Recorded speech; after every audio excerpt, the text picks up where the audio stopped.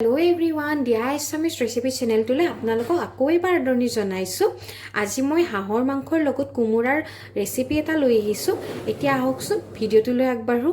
Solar ভিতৰত মই লৈছো 1 tablespoon জিৰা 1 tablespoon জালুক গোটা জালুক আৰু একডখৰ ডাঙৰ ডালচিনি লৈছো ডালচিনি দুখৰ মই এনেদৰে ভাঙি দিছিলো মাজত দুই টুকুৰ কৰি দিছো আৰু চাৰিটা লৈছো ইলাইচি আৰু লং লৈছিলো মই তিনিটা এখিনি অকনমান সময়ৰ কাৰণে ভিজাই থৈছিলো পেষ্ট বনাবৰ কাৰণে আৰু মই যে মাংসটো কুমুৰাই দি বনাম এইখিনি কুমুৰা মই এনেদৰে ডাঙৰ ডাঙৰকৈ কাটি লৈছো এটা আলু লৈছো জলকীয়া লৈছো মই 6টা মান তাৰ পিছত এটা নহৰু এনেদৰে চেলাই লৈছো একডখৰ আদা পিয়াজ লৈছো মই 4টা দুখৈলা তেজপাত হাফ টেবুলস্পুন চিকেন মছলা হাফ টেবুলস্পুন মিট মছলা হালধি আৰু নিমখ আৰু লাগিব আমাক কুকিং অইল মছলাৰ পৰিমাণটো আপোনালোকে যিমান খাই সেই হিচাপত ল'ব পাৰে মই মছলা খুব কমকে দি কেনে যিমান পাৰো কমকে ব্যৱহাৰ কৰি কেনে বনাব চেষ্টা কৰো এতিয়া মই মছলা যিখিনি গোটা জিৰা জালুক এখিনি ভিজাইছিলো সেইখিনি মই এটা পেষ্ট বনাই লম মই ইয়াতে পিয়াজ দুটা এনেদৰে কাটি দিছিলো 4টা পিয়াজ লৈছিলো আমি দুটা এনেদৰে কাটি দিছো আৰু যিখিনি মছলা আছে মছলাখিনি গুটেখিনি দি দিছো আৰু জলকীয়া গিটাৰ সৈতে এতিয়া মই এখিনি এটা মিক্সিত মাৰি পেষ্ট এটা বনাই লম এখিনি লৈছো হাঁহৰ মাংস ইয়াতে 300 গ্ৰাম হাঁহৰ মাংস আছে আপোনালোকে মানুহ যিমান আছে সেই হিচাপত মাংসখিনি ল'ব পাৰে এখিনি মোৰ এখিনি 300 গ্ৰাম মান প্ৰায় মাংস আছে হাঁহৰ মাংস মই মাংসখিনি মেৰিনেট কৰি লম ইয়াৰ কাৰণে দিছো মই যিখিনি হালধিৰ গুৰি লৈছিলো হাফ টেবুলস্পুন হালধিৰ গুৰিখিনি দি দিছো আৰু দি দিছো তাতে নিমখ দিছো প্ৰায় হাফ টেবুলস্পুন নিমখ হ'ব আৰু যিখিনি মছলা আমি পিছি থৈছিলো সেই মছলাখিনি দি দিছো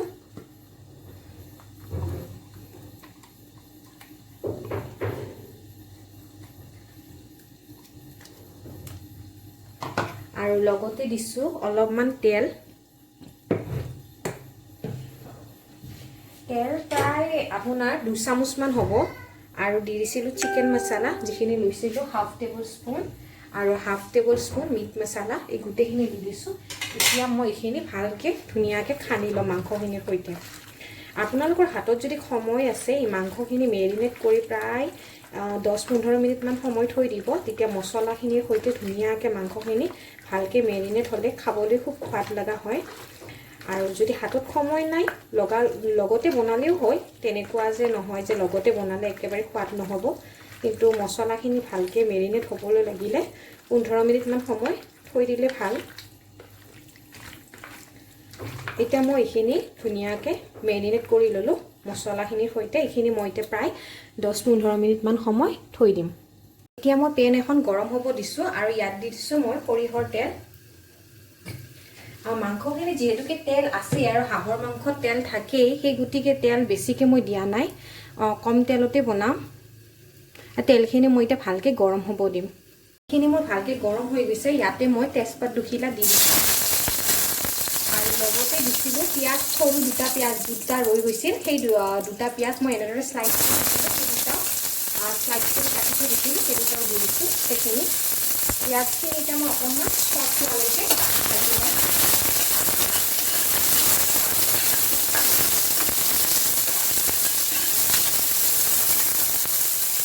পিয়াজখিনি মই অকণমান সফ্ট হোৱালৈকে ভাজি ললো আৰু ইয়াতে বেছি বিশেষ ভাজিবলগীয়া নাই জাষ্ট পিয়াজখিনিৰ গোন্ধটো যোৱালৈকে অকণমান সফ্ট কৰি 1 মিনিট মান সময় প্ৰায় ভাজি ল'লে হ'ল এতিয়া মই যিখিনি মাংস মেৰিনেট কৰি থৈ দিছিলো সেই মাংসখিনি দি দিছো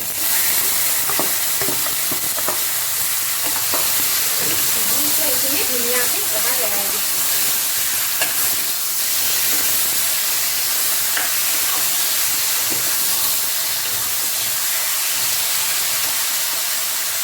এতিয়া মই এখিনি প্ৰায় ঢাকুনখন লগাই বন্ধ কৰি দিছো এখিনি প্ৰায় 5 মিনিট মান সময় মই মছলাখিনিৰ সৈতে মাংসখিনি ভাজি লম আৰু মাজতে এবাৰমান লৰাই দিম ফ্লেমটো মই মিডিয়াম কৰি থৈছো লো টু মিডিয়াম এখিনি 5 মিনিট মানৰ সময়ৰ কাৰণে মই ধুনিয়াকে এখিনি ভাজি লম মাংসখিনি এখিনি মাংসখিনি এবাৰ চেক কৰি চাই লৈছো এই দেখিছেনে মাংসখিনিৰ পৰা তেল এৰিব আৰম্ভ কৰিছে এতিয়া এখিনি মই আৰু 5 মিনিট মান সময় এনেদৰে মছলাখিনিৰ সৈতে মাংসখিনি ভুনি লম এতিয়া মই মাংসখিনি এবাৰ চেক কৰি চাই লৈছো মই মাজে মাজে মাংসখিনি কিন্তু চেক কৰি আছিলো আপোনালোকে মাজে মাজে মাংসখিনি কিন্তু তলত লাগি ধৰিব, নহ'লে আপোনালোকে মাজে মাজে এবাৰ দুবাৰমান লৰাই দিব।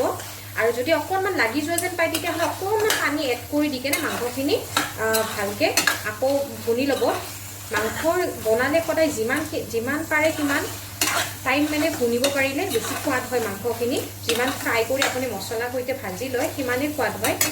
এতিয়া মোৰ এইখিনি 5 মিনিটমানৰ সময়ৰ কাৰণে আৰু ভাজা হৈ গ'ল। এতিয়া মই ইয়াতে আলু দি দিছোঁ। আলু মই গোটেইটো নিদিলোঁ, আপোনালোকে যদি খাই দি দিব পাৰে। মই আলু ডাঙৰ আলু এটা লৈছিলোঁ, তাৰে মই আধাহে আলু ব্যৱহাৰ কৰিছোঁ। আৰু কোমোৰাখিনি মই এতিয়া নিদিওঁ, যিহেতুকে কোমোৰাখিনি খুব সোনকালে গলি যায়, সেই গতিকে মই অকণমান দেৰিকৈ দিম। এতিয়া মই এইখিনি আৰু 2 মিনিটমান সময়ৰ কাৰণে আৰু ভাজি ল'ম। ঢাকোনখন বন্ধ কৰি দিছোঁ আৰু গেছৰ ফ্লেমটো মোৰ মিডিয়ামতে আছে। এইখিনি মই এবাৰ চাই লৈছোঁ। এতিয়া মই ইয়াতে কোমোৰা কিটুকুৰ দি দিছোঁ। কোমোৰাটো আপোনালোকে পানী দিয়াৰ অকণমান সময়ৰ আগতীয়াকৈ দি দিব, নহ'লে কোমোৰাটো গোটেইখিনি গলি যাব আগতীয়াকৈ দিলে। আৰু কোমোৰাৰ পৰা যিহেতুকে পানী ওলায়, সেই গতিকে মই এইখিনি আৰু 2 মিনিটমান সময়ৰ কাৰণে ভাজি ল'ম কোমোৰাখিনিৰ সৈতে।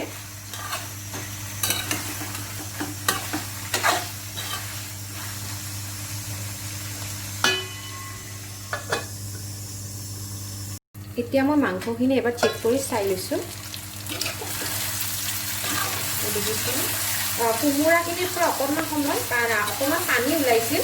পানীখিনি মই কোমোৰাখিনি যিমানখিনি পানী ওলাইছিল সেইখিনি লগতে অকণমান সময় 2 মিনিটমান ভাজি লৈছিলোঁ। কোমোৰা পানীখিনি শুকোৱালৈকে এনেদৰে ভাজি লৈছিলোঁ। এতিয়া মই ইয়াতে গৰম পানী এড কৰি দিছোঁ। ইয়াতে 1 কাপ ফুল গৰম পানী লৈছোঁ। এই কাপটোৰে সৈতে পূৰা 1 কাপ লৈছোঁ। আপোনালোকে মাংসৰ গ্ৰেভিটো যিমানখিনি ৰাখিব খোজে সেই হিচাপত পানী দিলে হ'ব।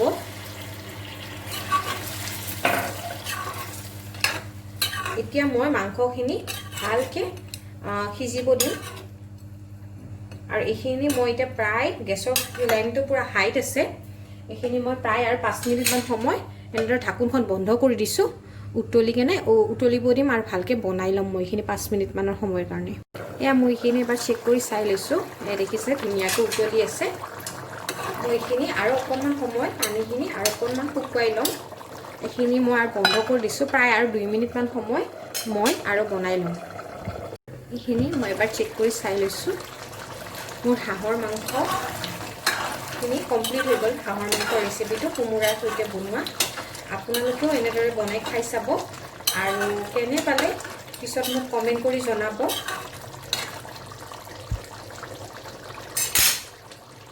গ্ৰেভিটো ইমানখিনিতে থলোঁ। আপোনালোকে যদি বিচাৰে অকণমান শুকুৱাই খাবৰ কাৰণে তেতিয়াহ'লে আৰু অকণমান ড্ৰাই কৰি দিব পাৰে। আৰু যদি অকণমান গ্ৰেভিৰ সৈতে খাব খোজে তেতিয়াহ'লে অকণমান গ্ৰেভি ৰাখিও থৈ দিব পাৰে।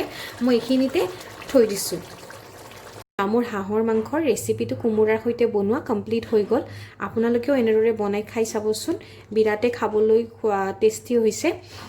আৰু যদিহে মোৰ ভিডিঅ'টো চাই ভাল পালে তেতিয়াহ'লে লাইক কৰিব, শ্বেয়াৰ কৰিব আৰু কমেণ্ট কৰিব। আৰু লগতে মোৰ চেনেলটো ছাবস্ক্ৰাইব কৰিব। Thank U.